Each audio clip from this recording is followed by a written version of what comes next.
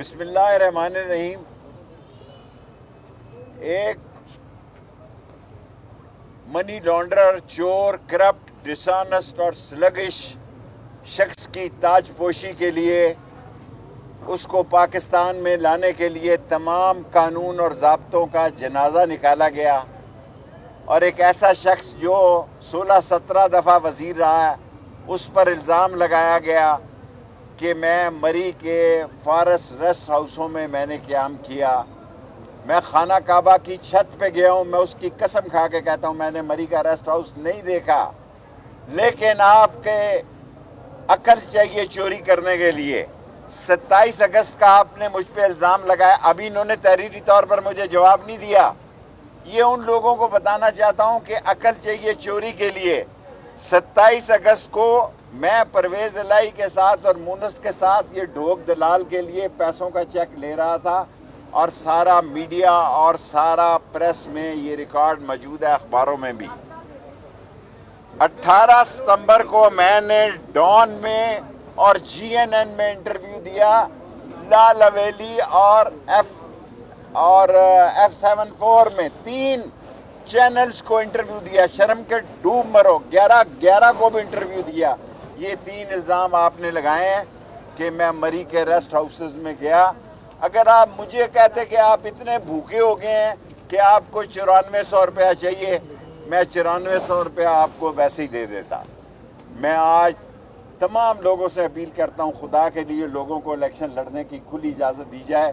لوگ ڈیمورلائز ہیں، لوگوں کے حوصلے پست ہیں، معاشی، سیاسی، اقتصادی لحاظ سے ملک بیٹھ رہا ہے، اور نہ صرف ملک بیٹھ رہا ہے بلکہ آپ یہ سن کر حیران ہوں گے کہ سپریم کورٹ نے صرف عمران خان کو امین اور صادق اور امین نہیں کہا، شیخ رشید کو بھی ڈکلیئر کیا. جو شخص 16-17 دفعہ وزیر رہا اس پر کرپشن کا کوئی الزام نہیں لگایا، اس پر انہوں نے 6000 روپیہ الزام لگایا. وہ بھی اللہ کے صدقے صبح میں کہتا ہوں میں جمع کرائی دوں.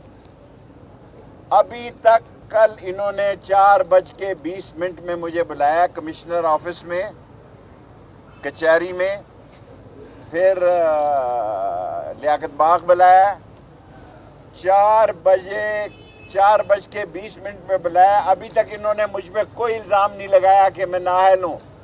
میں ایک ہی نااہل ہوں کہ میں سچا ہوں، اور میں سچائی کی خاطر زندہ رہوں گا. اور ایک میرا بڑا مشہور جملہ آپ بولیں گے تو یاد، میں اصلی ہوں، نسلی ہوں، اور کھڑا رہوں گا اسلام، پاکستان اور اللہ کے نبی کا جھنڈا بلند کر کر. بس ممبری کا کوئی مسئلہ نہیں ہے. میرے پاس بڑے جواب ہیں، کل میں ہائی کورٹ میں بھی آپ کو یہ جواب دے سکتا ہوں. اور یہ جو باتیں کہنا چاہتا ہوں میں آپ کو کہ اس سے زیادہ جو وزیر 17-16 دفعہ رہا اس کی کوئی توہین نہیں کہ اس پہ 6000 روپے کا آپ الزام لگا کے اس کو نااہل قرار دے. اور میں نے کل ان کو کہا کہ میں ابھی جمع کرا دے دیتا ہوں اگر کوئی ایسا، حالانکہ ہے نہیں ہے. میں خدا کو گواہ بنا کے کہتا ہوں، میں نے اتنی بڑی قسم کھائی ہے کہ میں نے خانہ کعبہ کی چھت پہ نماز پڑھی ہے. 6 مسلمانوں میں سے ہوں جنہوں نے خانہ کعبہ کی چھت میں نماز پڑھی ہے.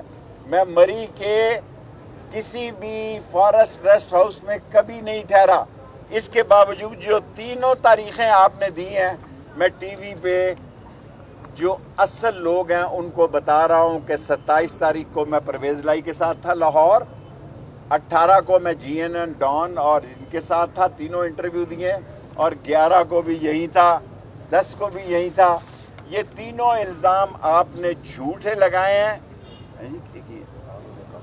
ابھی تک اس وقت جس وقت میں آپ سے پریس کانفرنس کر رہا ہوں، آر او نے مجھے کوئی کاپی نہیں دی کہ آپ نااہل ہیں یا اہل ہیں. میں نے ٹی وی پہ سنا ہے کہ میں نااہل ہو گیا ہوں.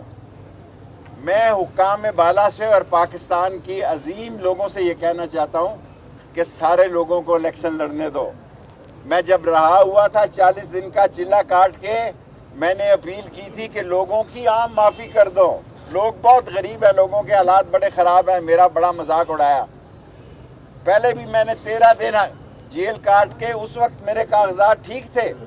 जो आदमी 17 दफा वजीर रहा हो उसके कागजात ठीक हैं, और जब एक ताजपोशी करने के लिए चोर, डाकू और लुटेरा सारे कानूनों को तोड़ने के लिए, और जिसका अंगूठा भी एयरपोर्ट पे लगाया जाता है, क्योंकि चोरों का अंगूठा है ना, उसको क्या कहते हैं जो लगाते हैं वो, जिस चोर का बायोमेट्रिक जो है एयरपोर्ट पर किया गया, वो शेख रशीद का रास्ता रोकना चाहता है। और लंदन से आने से पहले उसने मुतालबा किया कि शेख रशीद को नाअहल करार दिया जाए। शेख रशीद और राशिद शफीक इंशाअल्लाह 56 और 57 में ऐसी तारीखी कामयाबी से जीतेगा कि आप अंगुश्ते बदंदा रह जाएंगे।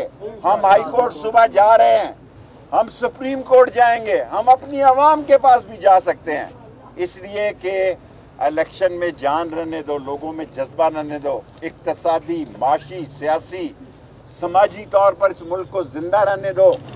ये मुल्क डूब रहा है इसलिए कि आप चोरों को लेकर यहाँ आए हैं, और पीडीएम को भागने का रास्ता नहीं मिलेगा, और इस नवाज शरीफ खानदान को भी लंदन जाने के अलावा और कोई रास्ता नहीं मिलेगा। आप सवाल कर सकते हैं। अच्छा शेख साहब, आप नारा लगाते थे, कहीं से भाई आपको पैगाम तो नहीं पहुंचाया गया कि आप इलेक्शन ना लड़ें? मुझे किसी ने कोई पैगाम नहीं पहुंचाया। किसी ने मुझे, अल्लाह के फजल से मैंने 40 दिन का चिल्ला काटा है, किसी ने मुझ पर तशद्दुद नहीं किया। मैं रहा हुआ, मैंने कौम का ये मुतालबा रखा कि सबको माफ़ कर दिया जाए। आज मैं इस मुतालबे को दोहराता हूँ और अहम लोगों को कहना चाहता हूँ, ये तो वैसे ही फुलतरू किस्म के लोग हैं जिनकी कोई हैसियत ही नहीं है, बढ़ गए हैं ये, जहाँ से निकले हैं वहीं बढ़ गए हैं और वहीं बढ़ेंगे ये जाके इंशाअल्लाह ताला। मेरे मौला ने चाहा, कलम दवात 56 और 57 में अपने इत्तेहादियों के की सपोर्ट के साथ जीतेगी और पाकिस्तान अल्लाह के नबी का झंडा बुलंद रहे। शेख साहब सवाल लीजिएगा आप। एक साजिश के तहत ये साजिश है एक खास कि लोगों को ये अवाम में शिकस्त नहीं दे सके, इसलिए ये उस पार्टी को नाअहल करार दे रहे हैं। इनको पता है कि अवाम किधर है, इनको पता है कि लोग कलम दवात के साथ है। रावलपिंडी में मैं बाहर की सियासत नहीं करता, मैं और राशिद शफीक सिर्फ पिंडी की सियासत करते हैं। इनको पता है कि लोग जो है वो कलम दवात के साथ हैं। मैं इंतज़ार कर रहा हूँ लाल हवेली में बैठा, आरो साहब मुझे बताओ मेरा जुर्म क्या है, वरना सुबह मैं हाई कोर्ट 8 बजे पेश हो जाऊँ। शेख साहब, आप अक्सर नारा लगाते थे, पीटीआई के साथ आपका क्या? मैं और कुछ नहीं जानता। मैं पाकिस्तान के लिए, इस्लाम के लिए, अल्लाह के नबी के झंडा के लिए, खत्म नबूवत के लिए, गरीब आवाम के लिए जान दे दूँ।